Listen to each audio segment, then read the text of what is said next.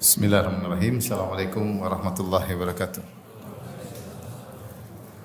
Alhamdulillahi ala ihsani wa syukru lahu ala taufiqihi wa amtinanihi. Asyhadu an la ilaha illallah wahdahu la syarika lahu ta'ziman li sya'nih. Wa asyhadu anna Muhammadan abduhu wa rasuluhu ila ridwanih. Allahumma salli alaihi wa ala alihi wa ashabihi wa ikhwani. Hadirin dan hadirat yang dirahmati Allah Subhanahu wa taala. Pada kesempatan yang berbahagia ini kita akan membahas tentang amal yang paling memudahkan seorang masuk surga, yaitu berbakti kepada kedua orang tua. Ya. Datang dalam satu hadis Rasulullah SAW mengatakan, al-walidu awsatu abwabil jannah. Sungguhnya orang tua adalah pintu surga yang paling tengah. Awsat ini bisa jadi yang paling tengah, bisa jadi yang paling terbaik. Seperti Allah mengatakan, wa kadzalika ja'alnakum ummatan wasata. Demikianlah kami jadikan kalian umat yang wasat, maksudnya umat yang terbaik. Artinya awsatu abwabil jannah, orang tua itu adalah pintu surga yang terbaik. Itu paling mudah memasukkan orang ke dalam surga. Maka kalau kau berkehendak fa'adhi'hu, sia-siakan pintu tersebut. Kalau kau berkehendak fahfadhu, kalau kau berkehendak maka jagalah pintu tersebut. Artinya jika seorang masih diberi kesempatan oleh Allah bertemu dengan orang tuanya, maka ini kesempatan besar bagi dia untuk masuk surga dengan mudah dan masuk surga dengan surga yang terbaik. Karena Rasulullah mensifatkan dengan awsatu abwabil jannah, yaitu pintu surga yang paling tengah atau pintu surga yang paling terbaik. Karenanya begitu besarnya kesempatan masuk surga dengan berbakti kepada kedua orang tua, sampai Nabi menjelaskan ragima anf, tsumma ragima anf, tsumma ragima anf, tersungkur dan tersungkur dan tersungkur. Maksudnya dia tersungkur sehingga wajahnya tersungkur di tanah, hidungnya tersungkur di tanah, dan ini ungkapan orang Arab untuk menunjukkan kerugian yang sangat besar. Ragima anf, anf itu maksudnya hidung, ragim maksudnya terkena tanah. Ya, siapa kata Rasulullah SAW, man adraka abawaihi fil kibar kilaihima au ahadahuma falam yadkhulil jannah atau kama qala Nabi sallallahu alaihi wasallam, yaitu seorang yang masih berkesempatan untuk bertemu dengan kedua orang tuanya di masa tua, di masa jompo, dua-duanya atau salah satunya, kemudian dia tidak bisa masuk surga. Kemudian tidak bisa masuk surga. Ini orang yang sangat celaka, sangat tolol, sangat bodoh. Ya. Kenapa? Karena kesempatannya masuk surga sangat besar. Tinggal berbakti sama orang tua, dia masuk surga. Tinggal berbakti sama orang tua, sudah banyak mewakili amal soleh yang lain. Tinggal berbakti sama orang tua, maka akan banyak dosa yang akan diampuni oleh Allah Subhanahu wa taala. Sehingga kalau dia diberi kesempatan bertemu dengan orang tuanya di masa tua dan dia tidak mau surga, ini orang sangat celaka. Pintu surga di depan dia, tinggal dia masuk. Cuma dia tidak memasukinya. Demikian juga ketika ada seorang minta izin berjihad kepada Nabi sallallahu alaihi wasallam, maka Rasulullah SAW berkata, "Ahayyun walidak, apakah kedua orang tuamu masih hidup?" Maka dia berkata, masih ya Rasulullah. Kata Rasulullah SAW, fafihima fajahid. Maka berjihadlah terkait kedua orang tuamu. Yaitu maksudnya, kalau kau berbakti kepada orang tua, kau sedang berjihad. Kedudukannya seperti sedang berjihad. Dan kita tahu jihad itu tidak mudah. Jihad itu susah. Betapa banyak orang takut tidak jadi jihad. Melihat pedang, kilauan pedang, melihat musuh yang banyak, menjadi pengecut karena ingat anak dan ingat istri, karena cinta dengan nyawanya. Tidak semua orang mudah berangkat untuk jihad. Belum jarak yang harus ditempuh, apalagi zaman dulu, melewati ratusan kilo di bawah terik matahari, berjalan jauh. Intinya jihad itu pengorbanan luar biasa. Tetapi itu bisa diwakili dengan berbakti kepada kedua orang tua. Bahkan berbakti kepada kedua orang tua lebih afdal daripada jihad fi sabilillah. Makanya dalam hadis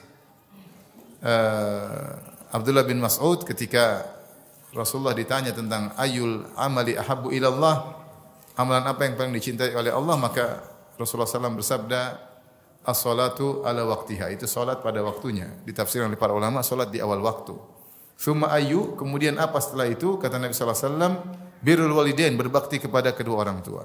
Tsumma ayyu, kemudian apa? Kata Rasulullah sallallahu alaihi wasallam, al-jihadu fi sabilillah, jihad fi sabilillah. Maka di sini Rasulullah SAW mendahulukan penyebutan berbakti kepada orang tua daripada jihad fi sabilillah, menunjukkan berbakti kepada orang tua lebih afdal daripada jihad fi sabilillah. Makanya kalau orang malas berbakti, dia bayangkan jihad. Saya kesuruh jihad berat sekali. Mengorbankan uang aja berat, apalagi mengorbankan raga. Kemudian harus berpisah dari anak istri, harus berjalan jauh, bertemu dengan musuh. Siapa yang suka menumpahkan darah, apalagi ditumpahkan darahnya? Secara manusiawi susah. Kutiba alaikumul qitalu wa huwa kurhul lakum. Kata Allah, diwajibkan jihad bagi kalian dan kalian tidak suka akan hal tersebut. Sifat manusia enggak suka. Itu berat. Kalau saya disuruh mungkin saya enggak berangkat. Kalau ada beda bukan medan pertempuran, belum tentu kita disuruh kita berangkat. Di sini ada amal soleh yang lebih afdal daripada itu. Berbakti kepada kedua orang tua. Maka Rasulullah mengatakan fa fihima fajahid. Yaitu kata Ibnu Hajar, fabalik juhdaka. Maka bersungguh-sungguhlah, optimalkan kesungguhanmu untuk berkhidmat kepada kedua orang tua. Dan ini menunjukkan berbakti kepada orang tua jalan termudah masuk surga. Taib. Demikian juga dalam satu lafal Rasulullah bertanya kepada seorang anak ketika ingin berjihad, kata Rasulullah SAW, apakah ibu masih hidup? Kata dia masih. Ahayyatun walidatuka, apakah ibu masih hidup? Kata dia masih. Kata Rasulullah SAW, ilzam rijlaiha fathammal jannah. Lazimilah kedua kaki ibumu, disitulah surga. Dari sinilah muncul istilah surga di bawah telapak kaki ibu. Datang dalam satu hadis yang dihasankan oleh sebagian ulama, kata Rasulullah SAW, ilzam rijlaiha fathammal jannah. Lazimilah kedua kaki ibumu, di situ surgamu. Dan ketika Rasulullah SAW mengatakan lazimilah kedua kaki ibumu, yaitu agar isyarat agar kau tawadhu di hadapan ibumu, merendah diri di hadapan ibumu, karena dia adalah ibumu, dan disitulah surgamu. Situlah surgamu. Terus kita bayangkan juga bagaimana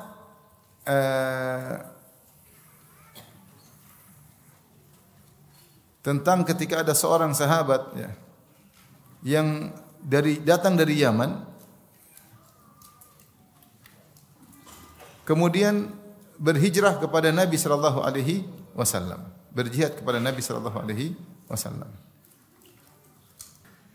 Dari hadis Abdullah bin Amr bin Al-As radhiyallahu anhuma, beliau berkata, ja'a rajulun ila Nabi sallallahu alaihi wasallam. Intinya dalam hadis tersebut ada seorang datang kepada Nabi sallallahu alaihi wasallam, kemudian dia datang dari negeri Yaman dan dia ingin berhijrah kepada Nabi sallallahu alaihi wasallam. Maka Rasulullah SAW bertanya, ya, apakah kedua orang tua masih hidup? Maka dia mengatakan masih. Maka Rasulullah SAW suruh balik untuk minta izin kepada kedua orang tuanya. Minta izin kepada kedua orang tuanya. Artinya kalau kedua orang tuanya ya tidak mengizinkan, maka dia tidak boleh berhijrah kepada Nabi sallallahu alaihi wasallam. Dan ini kita tahu bagaimana besarnya pahala hijrah, ya. Tetapi ternyata hijrah tersebut tidak bermanfaat sebagaimana jihad tidak bermanfaat kalau tanpa izin kedua orang tua. Dan ini menunjukkan bakti kepada orang tua pahalanya sangat luar biasa. Kita tahu hijrah seperti apa pahalanya, ya. Tetapi ternyata kalau seorang mau hijrah dia harus minta izin kepada kedua orang tuanya. Ya. Ini segelintir kecil dari dalil-dalil yang menunjukkan bagaimana cara termudah untuk masuk surga adalah dengan berbakti kepada kedua orang tua.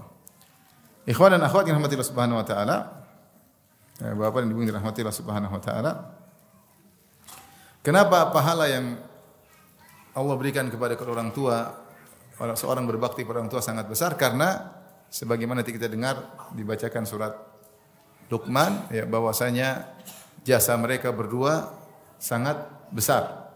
Jasa mereka berdua sangat besar.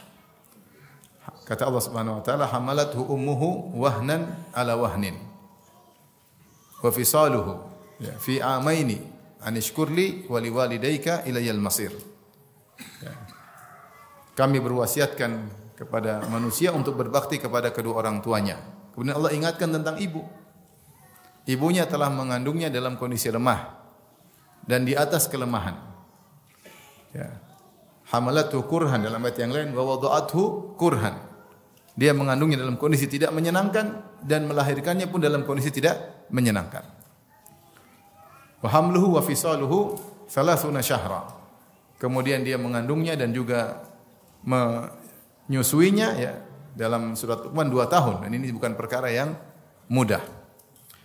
Dan ketika Allah menyebutkan tentang jasa ibu, karena jasa ibu inilah yang mudah terlupakan, berbeda dengan ayah. Kalau ayah, seorang anak ketika dia besar, dia kan baru ngeh setelah mungkin mumayyiz umur 7 tahun, 8 tahun, dia mulai ingat. Apa yang terjadi ketika dia umur setahun, 2 tahun dia enggak ingat. Ketika dia sudah ngeh, yang dia lihat ayahnya yang kerja keras, cari nafkah, memberi kepada ibunya, memberi kepada dia. Dan itu dia lihat terus menerus. Mungkin ibunya cuma dilihat di rumah, sayang sama dia. Dia lupa bahwasanya ada kondisi yang sangat ya urgent ketika dia masih kecil, yang semuanya dia bergantung kepada ibunya. Yang tidak mungkin dia ingat hal tersebut, yaitu ketika dia dalam kandungan. Ya, hamalathu ummuhu wahnan ala wahnin. Dalam kandungan orang tidak ada ingat dalam kandungan. Seandainya ibunya asal-asalan, makan sembarangan, ya bisa jadi keguguran. Bisa jadi dia lahir dalam kondisi tidak sehat, bisa lagi dalam kondisi cacat. Ya, dan ibunya sengsara ketika mengandungnya dan dia tidak ingat akan hal tersebut. Tidak ada di antara kita ingat. Kemudian ketika dilahirkan, ya, ibunya juga melahirkan dan dia juga tidak tahu tentang kesulitan yang dia alami oleh ibunya. Kemudian ketika menyusui, juga dia tidak tahu bagaimana susahnya seorang ibu menyusui anak. Maka Allah sebutkan secara spesifik, Allah tidak menyebutkan kebaikan ayah. Padahal ayah juga baik. Karena kebaikan ayah bisa terlihat ketika besar. Adapun kebaikan ibu sudah selesai. Kita tidak menyaksikan. Maka begitu pentingnya berbakti sama orang tua sampai Allah, kalau bahasa kita langsung turun tangan mengingatkan. Allah ingatkan langsung. Maka di sini tidak mengapa jika seorang ayah mengingatkan anaknya akan kebaikan ibunya. Karena kebaikan itu tidak dilihat oleh anaknya dan sudah dilupakan oleh anaknya. Misalnya sang ayah mengatakan, lihat, ibumu dulu waktu mengandungmu begini. Kita tidak bisa membayangkan itu kecuali setelah kita menikah, punya istri, punya anak, baru kita lihat ternyata betapa sulitnya seorang ibu ketika mengandung. Berat. Ibu kalau sudah mengandung, istri kita kalau mengandung susah. Minta dimanja, kalau ada yang manjain, kalau enggak yang manjain. Sakit, apalagi ngidam. Sampai ada yang marah bilang ngidam itu bid'ah, jangan ngidam-ngidam. Karena merepotkan. Ngidam itu apa? Merepotkan. Orang ngidam aneh-aneh. Pengen inilah, pengen anulah.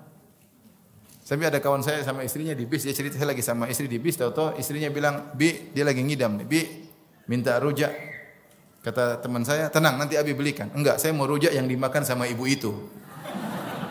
Ini nyata ini. Akhirnya teman saya mau tidak mau dia ke ibu itu. "Bu, mohon maaf Bu, mukadimah panjang, intinya minta rujak." Alhamdulillah ibu itu ngerti, dikasih. Coba yang kasih. Ngidam enggak gampang ya. Tahu-tahu jam berapa pengin makan apa ya.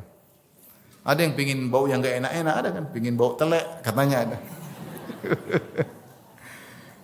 Ada yang pengin istri suaminya naik di atas lemari, enggak tahu dia habis nonton apa. Yang menderita yang tidak kuat dengan bau suaminya. Ada. Teman saya cerita, saya ketemu kawan, dia bilang, "Firanda, saya hampir cerai istri saya." Kenapa? Waktu dia hamil, dia tidak mau lihat saya. Dia tidak mau cium bau keringat saya. Hampir saya ceraikan. Saya pikir ini kurang ajar nih perempuan. Ternyata itu namanya apa? Tawahum kalau bahasa Arab. Maksudnya adalah apa namanya? Ngidam. Sekarang saya ngerti. Dan setiap istri saya mengandung begitu terus. Jadi saya sudah 5 tahun, 5 kali tersiksa. Dia punya anak udah 5. Kalau mengandung pasti begitu. Jadi bukan cuma merepotkan ibu, merepotkan juga ayah. belum muntah-muntah ya. Sebagian ibu sampai masuk rumah sakit. Ini kita enggak ingat karena kita yang menyiksa dia, kita masih kecil. Makanya Allah mengatakan hamalat hukurhan, dia mengandung anaknya dalam kondisi tidak menyenangkan. Ini baru mengandung sudah bikin masalah. Sementara dia tetap gembira lihat anaknya. Dia menghadapi masalah tersebut dengan kegembiraan. Dengan kegembiraan. Orang tua kan begitu. Semakin perutnya besar semakin senang. Meskipun dia sakit-sakit, dia gembira karena menanti kedatangan kelahiran sang anak yang terkadang ternyata jadi anak kurang ajar di kemudian hari. Mungkin kalau dia tahu sejak awal dia matiin aja.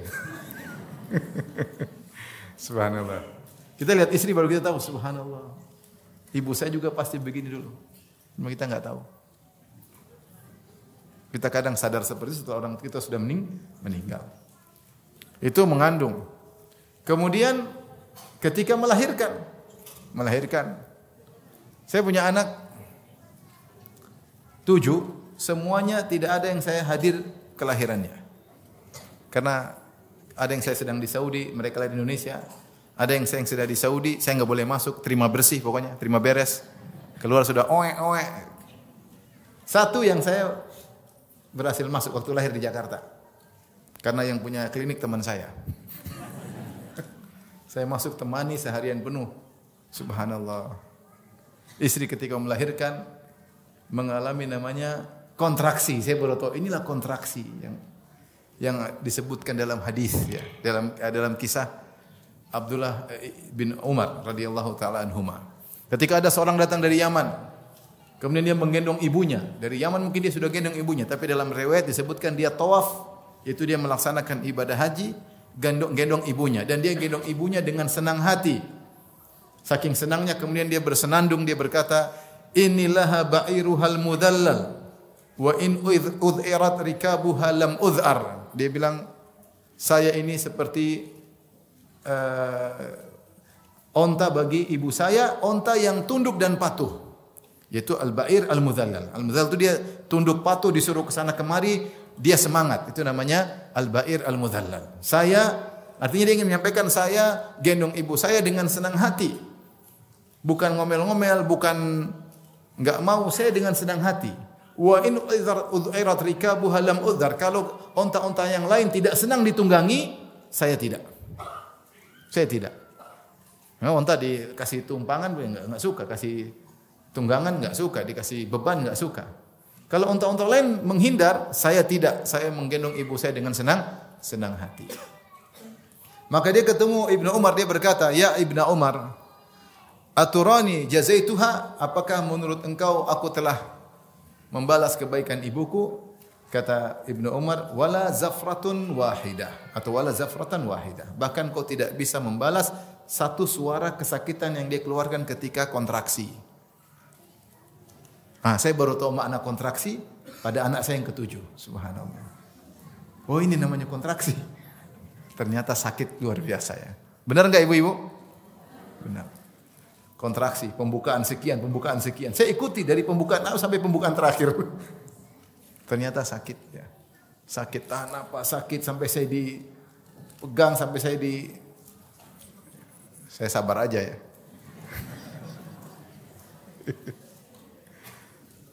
Subhanallah. Sakit sekali. Sampai setelah itu saya bilang, habis ini saya enggak mau ngomelin istri lagi. Saking sakit yang saya lihat. Ternyata saya ngomel lagi. Maksud saya luar biasa bagaimana seorang ibu ternyata mereka mengalami kesakitan luar biasa menanti kelahiran seorang anak. Kata Ibnu Umar, "Wala zafrah wahidah." Kau pikul ibumu mungkin dari Yaman ke Hijaz. Kau tawaf pikul ibumu dengan senang hati, tidak bisa membalas kebaikan apa? Ibumu meskipun satu kontraksi rasa sakit yang dia rasakan. Makanya Allah menyebutkan ya, wa wada'athu kurha, dia melahirkan dalam kondisi susah. Hamalathu ummuhu wahnan ala wahnin. Ibunya mengandungnya dengan kesakitan atau kesulitan, kelemahan yang bertambah-tambah, lemah, bertubi-tubi menyerangnya kesakitan, kepayahan. Taib melahirkan, sudah melahirkan, disambut dengan gembira. Setelah itu wa fisaluhu fi amain. Disusui selama 2 tahun. Nah, ini juga kadang-kadang anak-anak nakal. Puting ibunya digigit. Aduh, itu setengah mati. Sakit. Digigit sambil ketawa-ketawa. Ibunya nangis-nangis. Berat gendong. Sampai ibunya harus makan yang tidak dia sukai demi sang anak. Tidak boleh makan sembarangan. Ya. Dan begitulah ya, kesulitan yang dihadapi oleh seorang ibu. Yang ini semua kita lupakan, oleh karenanya hikmahnya Allah menyebutkan secara spesifik. Adapun ayah enggak perlu disebutin. Orang setiap hari lihat ayahnya ke sana kerja, kemari kerja. Ibunya ini pertama. Yang kedua, kenapa disebutkan ibu secara khusus?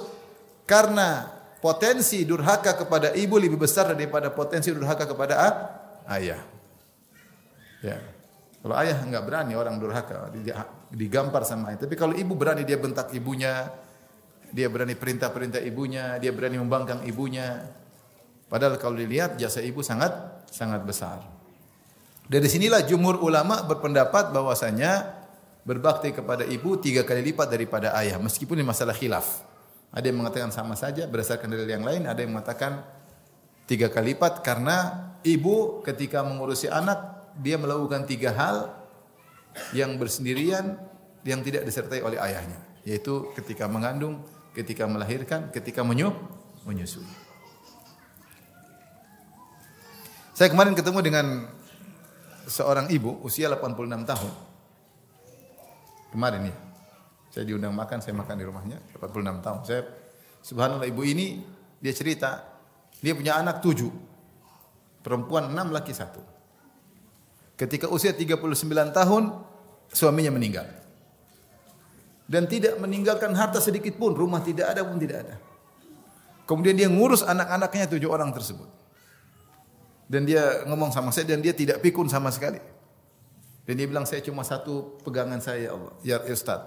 Wa may yattaqillaha yaj'al lahu makhraja wa yarzuqhu min haitsu la yahtasib.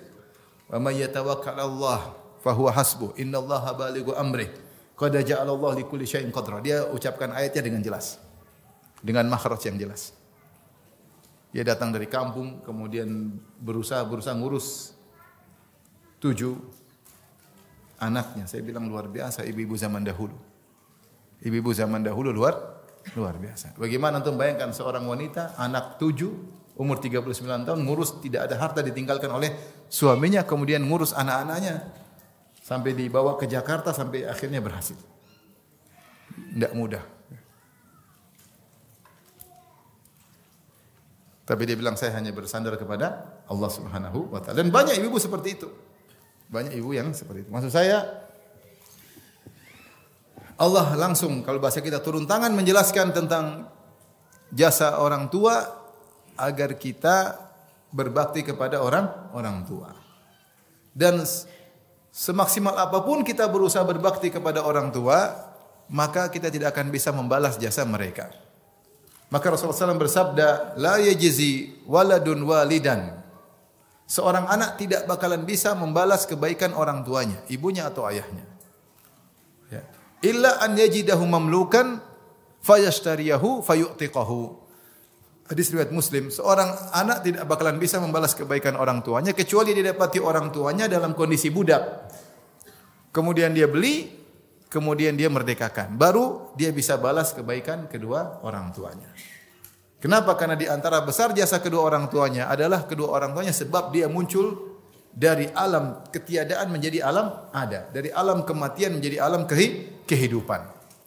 Ibarat kalau kau dapati ibumu jadi budak, budak seperti enggak ada hidupnya. Terus kau beli, kau merdekakan, seakan-akan dia mendapatkan kehidupan baru. Baru kau bisa balas kebaikan kedua orang tuamu yang merupakan sebab hidupmu di atas muka bumi ini. Dan itu tidak mungkin, apalagi zaman sekarang. Zaman dahulu pun mendapati kondisi seperti itu sangat sulit. Tidak semua orang bapaknya budak.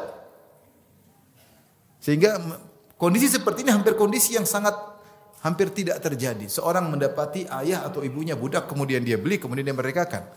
Orang banyak, bapaknya bukan budak, iya enggak? Orang banyak, anak-anak banyak, bapak ibunya bukan budak. Kalaupun dia mendapati bapak ibunya budak dan dia merdeka, belum tentu dia punya uang untuk bisa membeli. Kalaupun dia punya uang untuk membeli, belum tentu pemilik budak tersebut mau jual. Sehingga kondisi itu seperti syibhul mustahil, hampir-hampir mustahil. Maka ketika Nabi memberi parameter bagaimana kau bisa balas kebaikan orang tuamu, cuma satu cara. Kau dapati orang tua budak, kau beli, kau mau merdekakan. Dan itu kondisi yang hampir mustahil. Menunjukkan kita enggak bakalan mungkin bisa balas kebaikan kedua orang tua. Di antara hal yang menunjukkan tidak mungkin kita balas, karena bagi orang tua keutamaan fadl bid', mereka yang pertama kali memulai, kita belakangan. Bagaimanapun yang mulai lebih utama daripada yang membalas. Yang berikutnya ketika mereka mengurusin kita masih kecil dengan senang hati. Saya bilang tadi, orang tua ketika mengandung sakit-sakit dia senang, dia tidak marah-marah. Kamu nih ngapain di perut saya? Enggak. Dia senang, tole. Dia senang. Ketika dia melahirkan dalam kondisi mau mati, dia tetap sayang kepada anaknya dengan senang hati. Ketika dia menyusui dengan sayangnya. Ketika dia mencebok dengan kasih sayang. Kesulitan yang hadapi dia berharap anak ini hidup besar. Kita susah begitu. Taruhlah kita mendapati kondisi orang tua kita jompo, perlu kita urus, perlu kita cebok. Kita enggak akan, hati kita tidak seperti hati orang tua kita ketika ngurus kita. Enggak bakalan sama. Sebagian orang tua ngurus ibunya, lah sabarlah. Ya, gimana lagi? Enggak ada lagi yang ngurus. Ya sudahlah. Ya, mungkin sebentar lagi sudah tiada. Jadi berat. Menyabar-nyabarkan diri, bukan dengan kondisi senang. Oh ibu, nanti saya yang cebok bu, tenang, enggak ada. Ibu bisa cebok sendiri enggak? Beda. Hati tidak bakalan sama. Dengan demikian ketika kau tidak bisa melayani orang tuamu seperti hati orang tuamu ketika melayanimu, menunjukkan kau tidak bisa membalas kebaikan orang tuamu. Dan orang tua kalau bicara tentang anakku udah semuanya dia korbankan. Habis-habisan. Mau sawah dia jual supaya anaknya kuliah. Mau dia tidak tidur untuk ngurusin anaknya. Ketika anaknya sakit, dia lebih sakit daripada sang anak. Anaknya panas, dia yang lebih sedih. Dia menangis. Kita betapa sering istri kita nangis, anaknya sakit. Dia lebih sakit daripada sang anak. Dan orang tua mikir anaknya terus. Sampai kita sekarang punya anak sudah besar, kita juga masih mikir. Saya punya anak udah gede-gede, saya masih mikir. Gimana anak pertama? Masa depan mereka gimana, itu orang nggak bisa lepas dari hati orang tua. Anak saya masih kecil, mudah-mudahan dipikir. Anak perempuan, gimana suaminya, masih mikir. Nanti saya harus carikan suaminya, pikir. Saya ketemu seorang, saya tanya, Pak gimana? Anak saya, iya ada. Sudah punya cucu?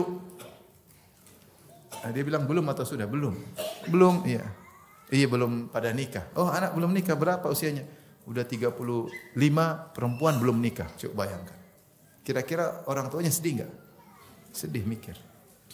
Lebih sedih mungkin daripada sang putri tersebut yang belum menikah. Orang tua tuh mikir terus, mungkin dia tidak ungkapin. Tapi dia mikir. Dia mikir. Ibu mikir, ayah mikir. Sekarang baru kita rasakan sebagai ayah. Bagaimana kita yahmil hammal aulad, kita mikir anak-anak kita. Itu suatu beban tersendiri, tersendiri. Oleh karenanya, tidak mungkin kata Nabi sallallahu alaihi wasallam seorang bisa membalas kebaikan kedua orang tuanya, karena tidak akan sama dia bisa berbuat seperti perbuatan orang tuanya. Kemudian muncul anak-anak zaman sekarang pelit sama orang tuanya. Pelit sama orang tua. Orang tua dulu enggak pernah pelit sama anaknya. Kalau bisa dia pergi ke dokter terbaik, dia keluarkan uang kalau dia punya uang. Kalau dia bisa sekolahkan terbaik, dia akan keluarkan uang demi menyolahkan anaknya yang terbaik. Kalau dia bisa jual apa yang dia jual untuk anaknya, dia kasih. Orang tua seperti itu. Ini bicara secara umum, kecuali orang tua bahlul ya. Secara umum orang tua berkorban. Kemudian datang anak-anak zaman sekarang pelit sama orang tuanya. Ibunya minta sesuatu, dia banyak pertimbangan. Kalau dulu orang tua kita banyak pertimbangan, kita kurus kerempeng. Bu, minta susu. Teh aja ya, teh. Susu mahal, padahal dia ada uang, cuma pelit. Coba kalau orang tua pelit, ente udah bahlul, jelek, kurus, terbuang-buang di jalan. Sekolah bu, aduh yang gratisan aja deh, gratisan. Cari gratisan. Semua yang murahan. Kalau semua yang murahan kita jadi apa? Sekarang kalau ibu minta, ayah kita minta, sementara kita punya, kita pelit sama orang tua. Kalau orang tua pelit sama kita nggak jadi orang. Nggak jadi orang. Mungkin autis, mungkin mutakhallif, akalnya terbelakang. Ya. Tapi orang tua sayang sama kita. Oleh karena jasa orang tua, ya bagaimanapun tidak bakalan kita bisa balas. Dan itu harus kita ingat. Oleh karenanya ketika kita berbakti kepada orang tua, kita hanya berharap ridha Allah Subhanahu wa taala. Ridha Allah Subhanahu wa taala. Adapun saya ingin balas sebagaimana orang tua, mustahil, enggak mungkin. Tetapi di antara kebaikan Allah Subhanahu wa taala, Allah menjadikan bakti kita kepada orang tua justru kebaikannya kembali kepada kita. Wa may yashkur fa innama yashkuru li nafsihi. Luqman berkata kepada anaknya, wa may yashkur fa innama yashkuru li nafsihi. Siapa yang bersyukur bukan untuk Allah, sungguhnya untuk dirinya sendiri. Benar menguntungkan orang tua, tapi yang lebih beruntung adalah kamu sendiri. In ahsantum ahsantum li anfusikum. Kalau kalian berbuat baik untuk diri kalian sendiri. Wa may yashkur fa innama yashkuru li nafsihi. Siapa yang bersyukur, dia bersyukur kepada dirinya sendiri. Lihat Luqman sebutkan ayat ini sebelum dia mengatakan wasainal insana biwalidayhi ihsana.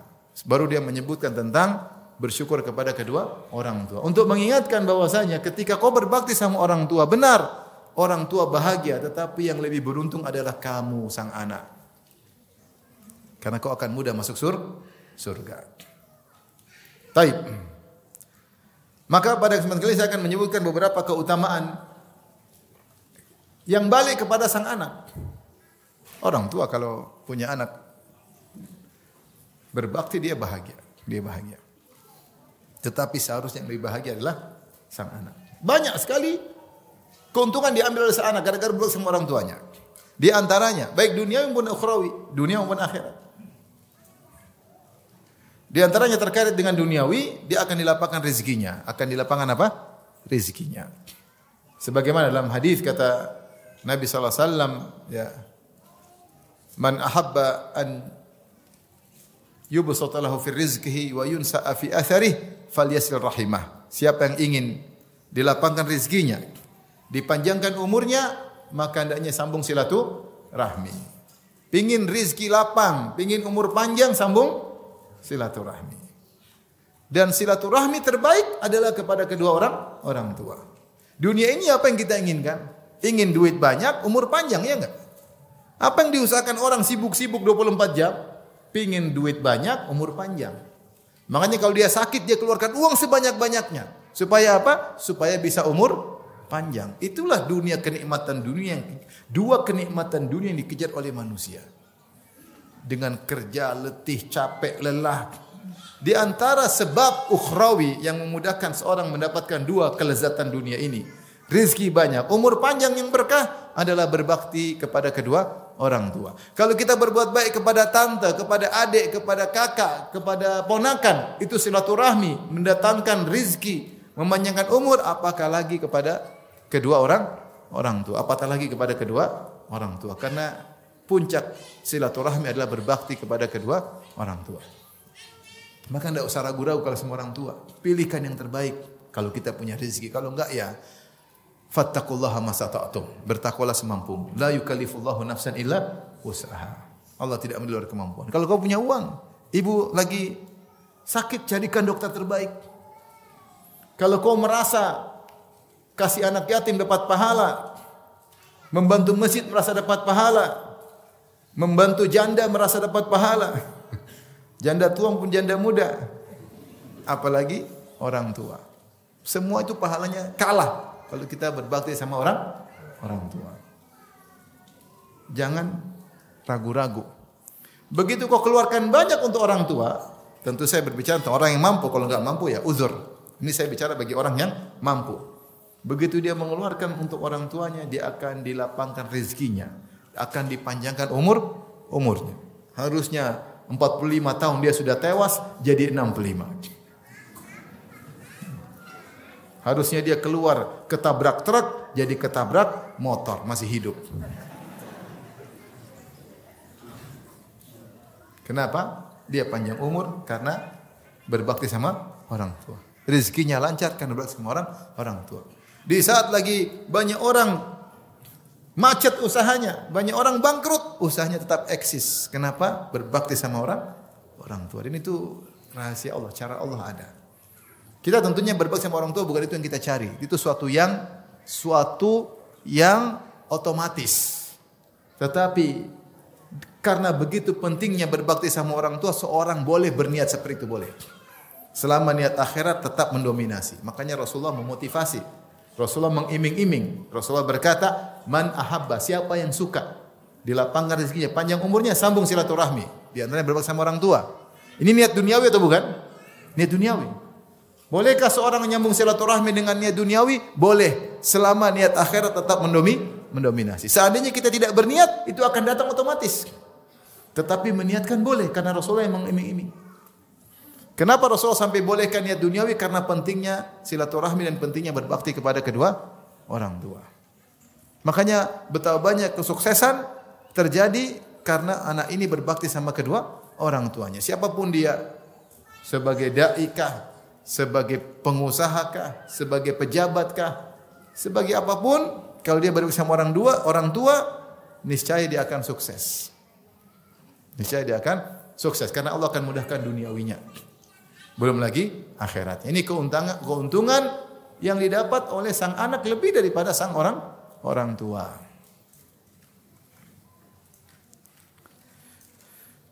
Kemudian di antara keuntungan yang dia dapatkan oleh sang anak, kalau ternyata dia berbakti sama orang tua, lantas orang tuanya mendoakannya, subhanallah, langsung dikabulkan oleh Allah Subhanahu wa taala.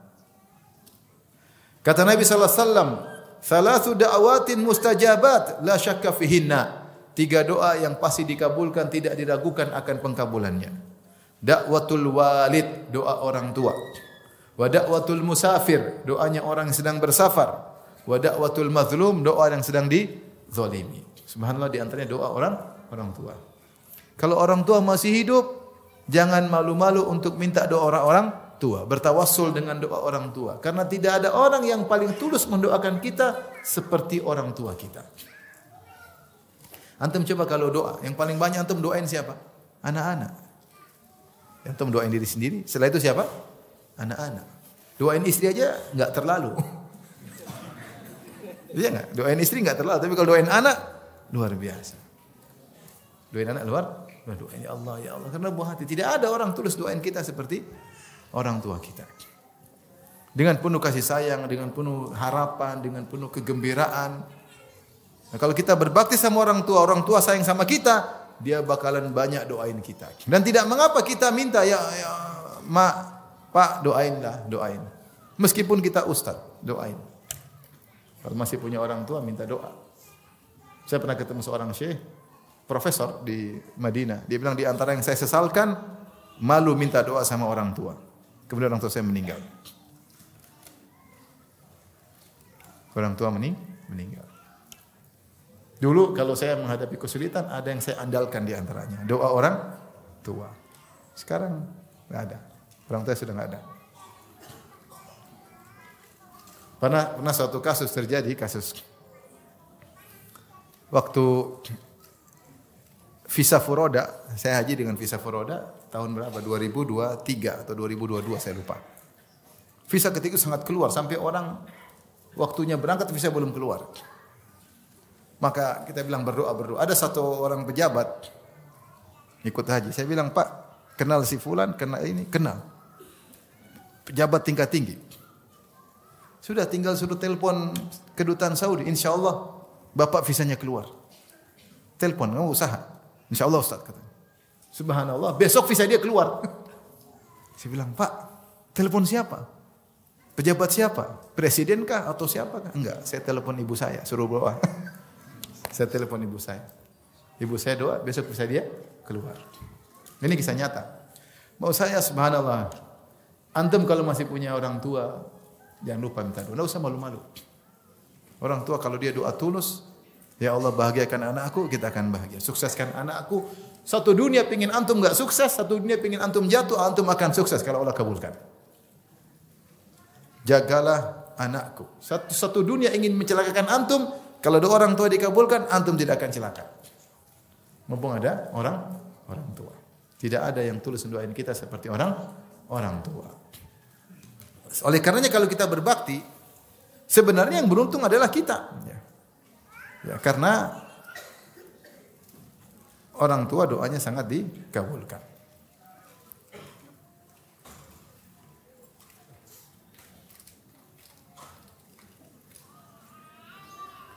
Kemudian juga di antara keuntungan yang kita dapatkan adalah doa kita juga mudah dikabulkan kalau kita berbakti sama orang tua. Doa kita mudah dikabulkan kalau kita berbakti sama orang tua. Di antaranya ada dua dalil akan hal ini. Dalil pertama, kisah tentang 3 orang yang terjebak dalam goa. Kisah yang masyhur, tinggal 3 orang Bani Israel. Mereka berjalan, tahu-tahu turun hujan, mereka bernaung dalam sebuah goa. Tiba-tiba ada batu besar turun, nutup pintu goa. Maka mereka bilang kita tidak bakalan selamat. Lama-lama mungkin oksigen habis, lama-lama kita enggak bisa keluar, mati kelaparan. Akhirnya mereka berkata, marilah masing-masing kita berdoa dengan amalan yang paling dia andalkan. Mulailah 3 orang tersebut berdoa. Ternyata 3 orang ini semua 3 orang soleh.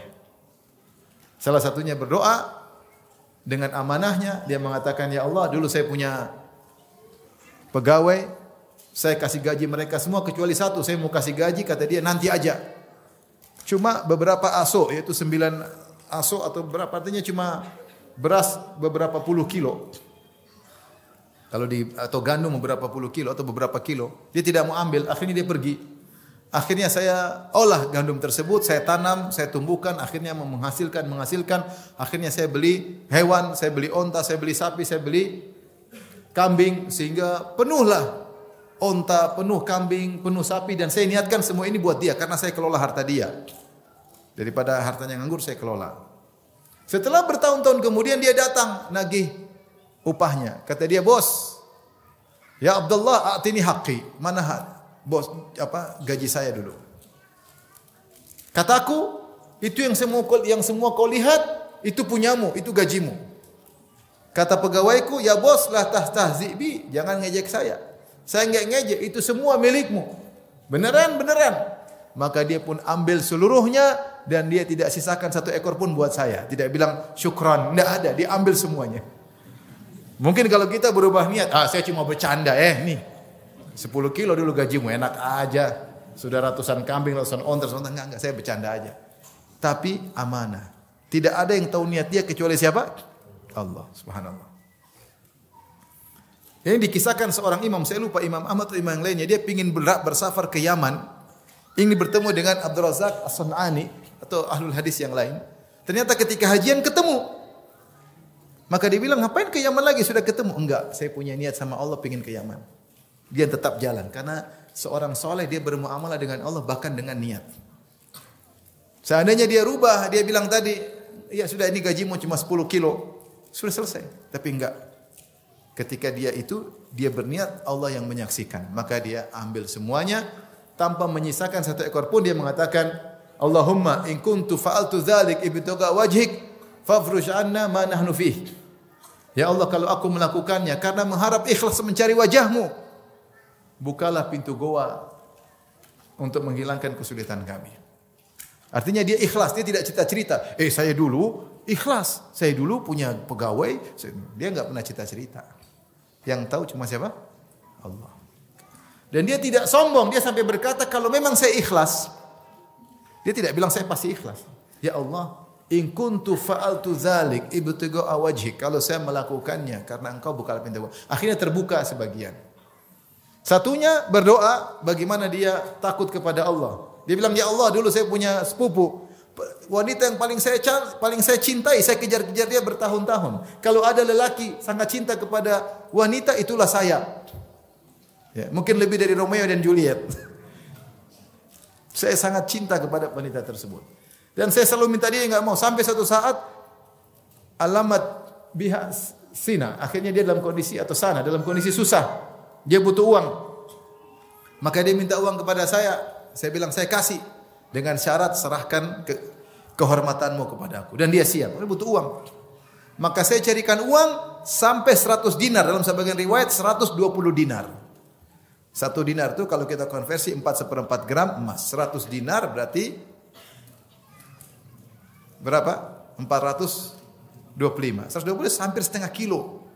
Setengah kilogram emas saya kasih sama dia. Kemudian dia pasrah. Ketika saya sudah ingin menggauli dia, saya sudah berposisi bagaimana suami dengan istrinya. Tiba-tiba dia berkata, "Ittaqillah ya Abdullah, wa la tafudhal khatam illa bihaqqi." Wahai Abdullah, wahai hamba Allah, bertakwalah. Jangan kau menghilangkan kegadisan seorang kecuali dengan haknya. Saya kaget, saya tinggalkan, saya pergi. Dan ini susah. Ini perempuan yang dia kejar-kejar. Dan ini laki-laki dalam kondisi sudah syahwat sudah bergejolak. Kalau masih muqaddimah bisa pergi. Ini sudah di depan, sudah terbuka, sudah bergejolak, mustahil bisa selamat. Mustahil. Kata orang kalau laki-laki sudah bergejolak syahwatnya, 2/3 otaknya sudah hilang. Sebagian orang hilang semua otaknya. Dia udah enggak mikir istrinya, enggak mikir anaknya, enggak mikir akhirat, enggak mikir neraka, pokoknya harus lepas landas baru dia bisa segar. Bayangkan lelaki ini. Saya bayangkan betapa sulit godaan yang dia hadapi. Maka saya pun meninggalkannya karena Engkau ya Allah. Kalau saya melakukannya Engkau, bukalah pintu itu, buka. Terbuka tapi belum bisa keluar. 1, berbakti sama orang tua. Doanya dikabulkan. Dia bilang, Allahumma in kana li walada abawani syaikhani kabirani. Saya dulu punya 2 orang tua yang sudah tua, sudah jompo, dan saya selalu kalau ambil susu pagi atau petang, saya selalu kasih mereka berdua sebelum anak-anak. Suatu hari saya datang terlambat kemalaman, jatah susu sore saya terlambat bawa karena ada urusan, saya terlambat bawa. Saya mau kasih kedua orang tua saya, itu kebiasaan saya, orang tua dulu baru anak-anak, baru istri. Ternyata orang tua saya sudah ketiduran. Mau saya bangunkan, mereka sedang pulas tidur. Mau saya tidur, khawatir mereka nanti terjaga jam 12, jam 1, kelaparan. Saya tungguin akhirnya. Tungguin kapan orang tua saya bangun. Anak-anak yatadagaun, wasibyan yatadagaun. Anak-anak sudah nangis minta jatah susu. Saya bilang enggak, kebiasaan saya orang tua dulu. Saya nunggu, ternyata orang tua tidur sampai pagi, subhanallah. Allah sedang ingin uji dia memang. Kok enggak bangun-bangun? Bah. Orang tuanya enggak bangun kecuali waktu subuh. Saya nungguin, tidak tidur, semalam suntuk, saya kasih. Ya Allah, jika saya melakukannya karena Engkau ya Allah, bukalah pintu gua terbuka. Dia berbakti sama orang tua. Orang berbakti sama orang tua, doanya dikabulkan. Di antaranya kisah Uwais Al-Qarani. Dalam Sahih Muslim kata Nabi sallallahu alaihi wasallam, khairu tabi'in Uwais Al-Qarani. Sebaik-baik tabi'in adalah Uwais Al-Qarani. Kemudian Nabi mengatakan sifat-sifatnya. Di antaranya kana telahu ummun huwa biha bar. Dia punya ibu dan dia berbakti kepada orang tuanya, kepada ibunya. Dan dia dahulu punya penyakit baras, maka dia berdoa kepada Allah, sembuhlah penyakitnya illa qadra dirham, kecuali seukuran dirham di pusarnya. Kata Nabi, wahai Umar, kalau kau mampu agar dia mohon ampun buat engkau, maka lakukanlah. Rasulullah meninggal, berita itu tetap dihafal oleh Umar. Uwais Al-Qarani. Maka ketika di zaman pemerintahan Umar bin Khattab sering terjadi futuhat, terjadi jihad. Maka Umar membutuhkan pasukan dari jauh. Di antaranya ja'a amdadu ahli Yaman. Pasukan datang dari negeri Yaman. Setiap datang dari Yaman, Umar bertanya, "Afikum Uwais?" Adakah di antara namanya Uwais? Tidak ada. Sampai akhirnya datang seorang namanya Uwais dari Qaran, Al-Qarani. Umar bertanya, "Engkau namanya Uwais?" "Iya." "Dulu kau punya penyakit baros kemudian sembuh kecuali seukuran dirham?" "Iya." "Dari mana engkau tahu wahai Amirul Mukminin?" Uwais enggak pernah ngomong-ngomong. Enggak pernah cerita-cerita. "Kau punya ibu, kau berbakti sama dia. Dari mana engkau tahu ya Rasul? Ya wahai Amirul Mukminin?" Dia bilang, "Enggak, saya tahu dari Nabi." Saya tahu dari Nabi. Subhanallah. Nabi bilang, Kalau kau mampu Umar, minta dia doakan ampunan buatmu. Maka saya mohon engkau doakan saya agar saya diampuni oleh Allah Subhanahu wa taala. Baik, sebagian ulama mengomentari Uwais ini sebenarnya dia mau datang kepada Nabi. Ingin ketemu Nabi. Tetapi dia punya ibu yang harus dia rawat. Sehingga akhirnya dia tidak jadi sahabat. Jadinya apa? Tabi'in. Sebagian ulama memandang seperti itu. Oleh karenanya halangan dia untuk menemui Nabi karena ibunya.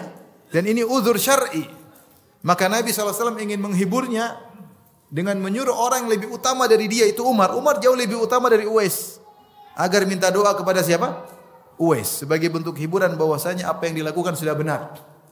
Meskipun tidak bertemu Nabi karena ada ngurusin siapa? Ibunya. Dan di antaranya doanya dikabulkan. Sampai dia punya penyakit baros yang ketiga tidak ada obatnya. Dia minta disembuhkan. Dan Allah sembuhkan. Sampai karena saking kata Nabi, "Lau aqsama 'ala Allah la abarrahu." Kalau dia bersumpah sama Allah, pasti Allah kabulkan sumpahnya. Sampai Nabi suruh Umar minta doa dari dia. Dan dia mengabulkan. Dan dia mendoakan Umar agar Allah kabulkan karena dia orang yang doanya dikabulkan. Baik, kenapa doanya dikabulkan? Berbakti sama ibunya. Setelah itu Umar berkata, "Ila aina turid? Kau hendak ke mana?" Kata dia, "Ila Kufah," ke negeri Kufah. "Ala aktubu laka ila amiliha?" Maka aku tulis memo untuk gubernur Kufah ngurusin kamu. Kata dia, enggak Amirul Mukminin. La an akuna fi ghabara'in nas ahabbu ilayya. Saya lebih senang jalan bersama orang-orang yang tidak dikenal daripada jadi tenar dikenal oleh gubernur. Enggak. Dia enggak kepingin. Kemudian dia menghilang. Uwais al-Qarni. Maksud saya, jadi kalau kita bersama orang tua, kita yang lebih banyak beruntung daripada orang tua. Doa dikabulkan. Di antara juga dia ampuni dosa-dosa. Datang dalam dua riwayat dari Ibnu Abbas, kalau tidak salah saya carikan dulu.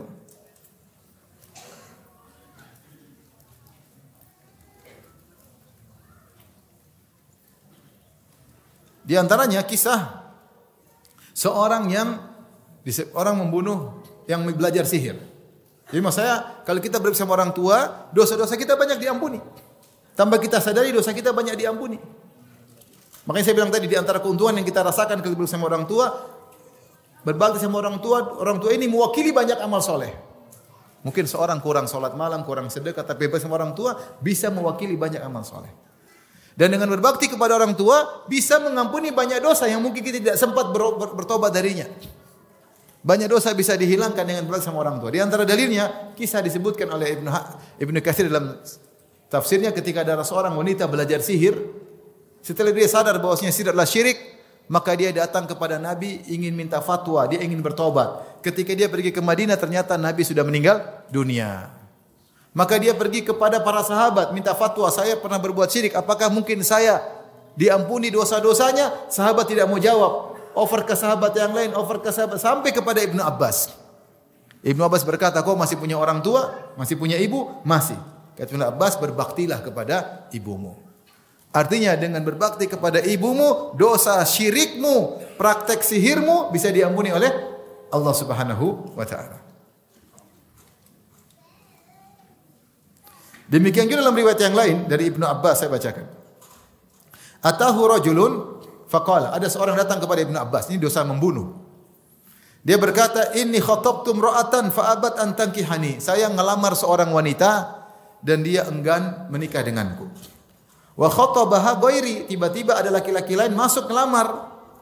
Fa ahabbat an tankihahu. Ternyata wanita ini menikah dengan laki-laki lain, ingin nikah sama laki-laki lain. Faghirtu 'alaiha faqataltuha, maka saya pun cemburu kepada wanita ini, saya bunuh wanita ini.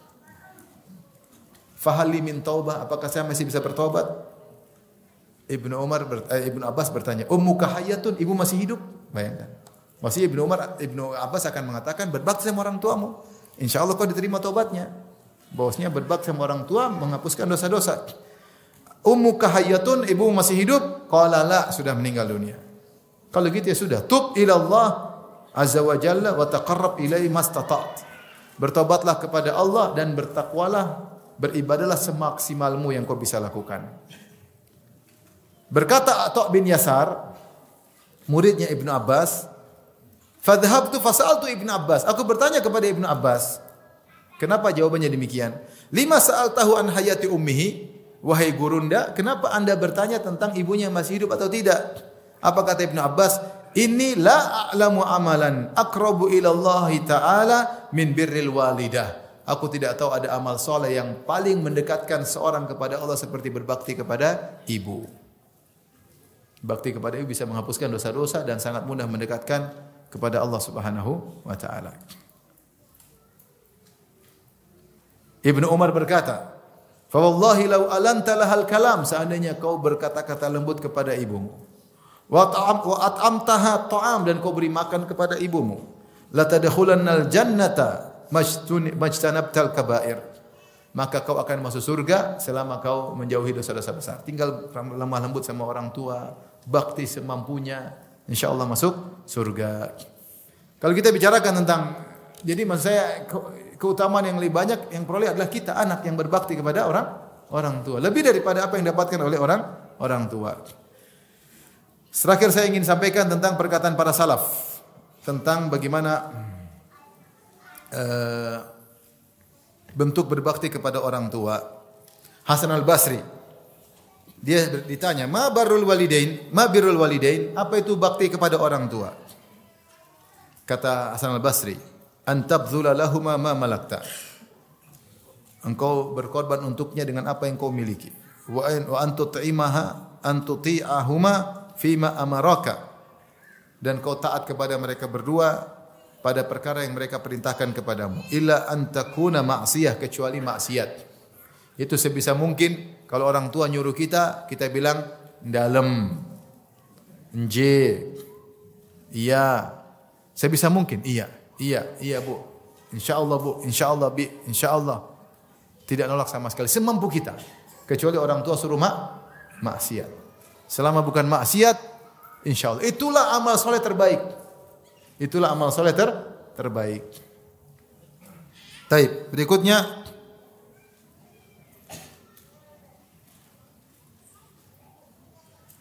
kata Abu Hurairah, dia melihat dua orang. Kemudian salah satunya berkata, dia bertanya, siapa ini? Ini siapamu? Ma hadza minka? Ini siapamu? Kata Abu Hurairah. Faqala abi, ini ayahku. Faqala la tusammihi bismihi, jangan kau panggil dengan namanya. Wala tamshi amamahu, kata Abu Hurairah ngajarin, kalau kau berbakti jangan panggil namanya. Bejo jangan, panggil abi, abati, ya, papi, ya, abi, jangan panggil namanya. Wala tamshi amamahu, kalau kau berbakti jangan jalan di depannya, jalan di belakangnya, sampingnya. Wala tajiz qablahu, jangan duduk sebelum dia duduk baru kau duduk. Ini cara-cara berbakti. Luqman Al-Hakim berkata kepada anaknya, ya baniya, man arda walidayhi faqad arda ar-Rahman. Siapa yang membuat kedua orang tuanya ridha, dia telah membuat Allah ridha. Wa man askhatahuma faqad askhata ar-Rahman. Siapa yang bikin marah kedua orang tuanya telah membuat Allah pun marah. Seperti dalam hadis, ridallah fi ridal walidain wa sakhatullah fi sakhatil walidain. Ridha Allah berada pada ridha orang tua dan kemurkaan Allah pada kemurkaan kedua orang tua.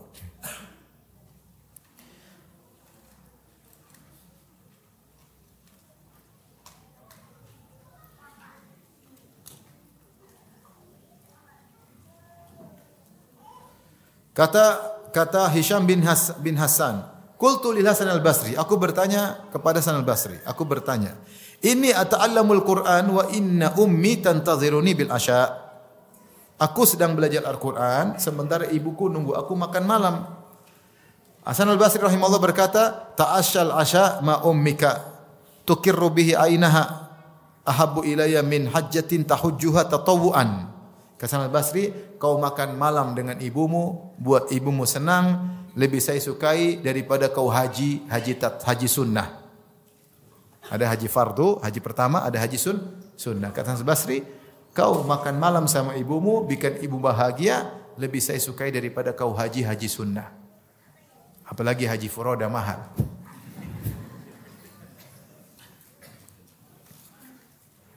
Atau haji bermasalah, mahal juga sama.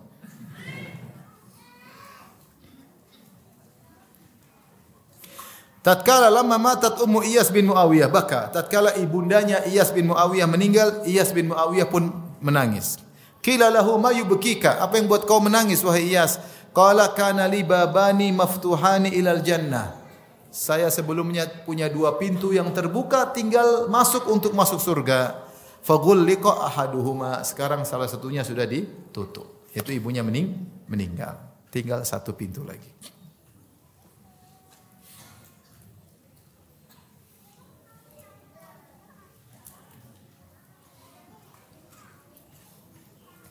Kemudian bagaimana penting salat, berdoa ketika salat. Kata Sufyan bin Uyainah, "Man shalla salawatil khamsa faqad syakara lillah." Siapa yang salat 5 waktu, maka dia telah bersyukur kepada Allah. Wa man da'a liwalidayhi aqibahuma faqad syakara lahuma. Man da'a liwalidayhi aqibaha faqad syakara lahuma. Dan siapa yang berdoa di penghujung salat 5 waktu untuk kedua orang tuanya, berarti dia telah bersyukur kepada kedua orang tuanya. Maka tidak mengapa setiap kita doa sebelum salam, kita sisipin Rabbi ghufirli wali walidayya warhamhuma kama rabbaini shaghira, sebagaimana pernyataan Sufyan bin Uyainah. Dan saya sering sampaikan, kenapa kita disuruh banyak berdoa untuk orang tua? Karena kaidah menyatakan, Rasulullah bersabda, perhatikan. Man sona ilaikum ma'rufan fakafi'uhu. Siapa yang berbuat baik kepadamu, balas setimpal. Jadi sunahnya kita balas dengan setimpal. Kalau kita mampu, ya. Fa illam tajidu ma tukafi'unahu, kalau kau tidak bisa balas dengan setimpal, fad'u lahu, maka doakan dia hatta tarau annakum qad kafatumuhu, sampai kalian memandang kalian sudah balas setimpal. Jadi kalau ada orang kasih kita hadiah, dia enggak butuh balasan yang setimpal, dia sudah kaya raya. Yang bisa kita lakukan doa terus, doa sampai kita merasa ini doa sudah cukup membalas kebaikannya. Ada batasannya, kata Nabi, sampai kalian merasa sudah setimpal membalas kebaikannya. Nah, sementara kaidah menyatakan tadi di awal bahwasanya tidak mungkin kita balas kebaikan orang tua. Maka kalau gitu doa tidak pernah berhenti. Kata Sufyan bin Uyainah, dikatakan orang bersyukur kepada orang tuanya jika dia berdoa untuk orang tuanya minimal 5 kali sehari. Setiap habis salat 5 waktu atau menjelang penghujung salat 5 waktu dia doakan kedua orang tuanya. Berkata Mujahid bin Jabr, muridnya Ibnu Abbas, la yanbaghi lil walad an yadfa'a yada walidihi anhu idza darabahu. Tidak boleh seorang anak kalau dipukul oleh ayahnya dia tangkis, enggak boleh. Subhanallah. Pasrah aja. Ya tentu yang masih masuk akal pukulannya. Wa man shadda an-nadhara ila walidayhi falam yabarrahuma. Siapa yang melihat orang tuanya dengan sinis, pandangan tajam, dia tidak berbakti kepada kedua orang tuanya. Wa man adkhala alaihima husnan faqad aqahuma. Siapa yang memasukkan kesedihan kepada kedua orang tuanya, maka dia telah berdurhaka kepada kedua orang tuanya. Seorang kalau marah sama orang tua, jangan lihat orang tuanya sinis, tunduk. Jangan pernah angkat suara di atas kedua orang tuamu, jangan pernah. Kata Ibnu Umar, idza alantalahal kalam, kalau kau berkata-kata lembut kepadanya, wa ta'amhat ta'am, kau beri makan kepadanya, kau masuk surga. Maka lembut. Wa qul lahuma qaulan karima, ucapkanlah kata-kata yang lembut kepada kedua orang tua. Pandanglah dengan pandang penuh penghormatan. Siapa yang memandangnya dengan sinis, abitu, umitu, selesai. Itu tidak berbakti, anak durhaka. Anak durhaka. Apapun masalah kita dengan orang tua, kita yang benar, orang tua yang salah, enggak usah angkat suara. Iya, Bu. Tapi Ibu enggak benar, yang benar begini, Bu. Kamu anak durhaka. Enggak, Bu. Jangan kita balas. Ibu yang durhaka sama saya. Wah, ini dosa baru. Saya jangan pernah nyesal. Saya ketemu seorang kawan, dia bermasalah orang tuanya dan ibunya yang salah. Dan dia angkat suara. Sampai sekarang dia masih menyesal terus. Kalau sebut itu dia nangis. Padahal ibunya yang salah. Tapi dia merasa kenapa dia waktu itu angkat suara, karena tidak terkontrol emosinya. Jangan pernah angkat suara. Meskipun kita salah, meskipun kita benar, ibu yang salah, tetap jawab dengan baik, tetap penuh penghormatan. Ingat, ibu ini yang pernah saya dalam perutnya, ibu ini yang mengandung saya, ibu ini yang melahirkan saya, ibu ini yang menyusui saya. Itu semua akan menjatuhkan kesombongan kita. Jangan pernah angkat suara. Kata Muhammad man masya baina yaday abihi faqad aqahu illa an yamshiya fayumita lahu al-adha an tariqihi. Siapa yang jalan di depan bapaknya durhaka. Kecuali di jalan depan bapaknya untuk menghilangkan gangguan. Jangan hormat bapak di depan, kita di belakang atau di samping atau kita gandeng. Sebagian hukama, sebagian ahli hikmah berkata, la tusaddiq aqan, jangan kau bersahabat dengan anak durhaka. Fa innahu lan yabarraka wa qad aqaman huwa aujabu haqqan minka alaih. Dia tidak akan baik sama engkau. Sementara orang yang paling wajib dia baikin, ayahnya, ibunya tidak dia baikin, apalagi kamu. Taib, demikian saja yang saya sampaikan. Ikhwan dan akhwat, semoga Allah menjadikan kita anak-anak yang berbakti kepada orang tua. Dan saya ingatkan, berbakti sama orang tua bukan cuma ketika masih hidup. Ketika sudah meninggal kita masih bisa lanjutkan pahala berbakti kepada orang tua. Di antaranya mendoakan mereka berdua. Di antaranya bayarkan utang mereka berdua. Kalau mampu, kalau enggak mampu enggak ada masalah, cari yang lain. Di antaranya menghajikan, mengumrahkan untuk orang tua. Di antaranya berbuat baik kepada kawan-kawan dekat orang tua. Orang tua punya kawan dekat, masih ingat, oh ini dulu ngaji bareng, ini dulu dagang bareng sama bapak saya, sama ibu saya, ini teman ibu saya, sering ngobrol berdua. Kasih kalau kita punya. Karena kalau kita kasih, kita dapat pahala berbakti. Dan ini pintu berbakti yang masih terbuka. Kecuali kawan mabok bapak, jangan. Kawan main judi, jangan. Ini kawan yang baik-baik, baikin. Ya. Dengan niat berbakti, maka kita akan dapat pahala berbakti. Dan itu diperhatikan Ibnu Umar radhiyallahu taala anhuma. Di antaranya menyambung rahim, yang rahim tersebut lewat kita. Di antaranya kalau khalah, yang paling utama apa? Khalah. Ya. Yang pertama adalah khalah. Dalam hadis Rasulullah sebutkan, ketika Rasulullah sudah berbakti kepada ibunya, kata dia, ibu saya sudah meninggal. Allah ka khalah, kata Nabi, kau punya bibi? Punya, berbaktilah kepada bibimu. Jadi kalau masih ada orang tua, ibu yang utama. Tapi kalau ibu sudah meninggal, ada khalah, itu saudari ibu. Itu paling utama di antara yang utama. Maka jangan lupa berbakti kepada orang tua dengan menyambung rahim yang datang melalui jalur orang tua. Orang tua sekarang membutuhkan doa kita lebih banyak daripada harta kita. Sekarang di kuburan sudah kita enggak bisa lagi ngajak makan, enggak bisa pijit lagi, enggak bisa kita buat lucu-lucu dia ketawa. Yang bisa kita serahkan adalah sekarang mendoakannya. Wallahu taala alam bisawab. Tapi demikian saja apa yang saya sampaikan. Kurang saya maaf, banyak pertanyaan tidak bisa jawab karena keterbatasan ilmu. Semoga kita menjadi anak-anak yang berbakti kepada orang tua. Semoga Allah mempertemukan kita semuanya dengan orang tua di akhirat kelak. Amin ya rabbal alamin. Demikian wabillahi taufiq hidayah. Assalamualaikum warahmatullahi wabarakatuh.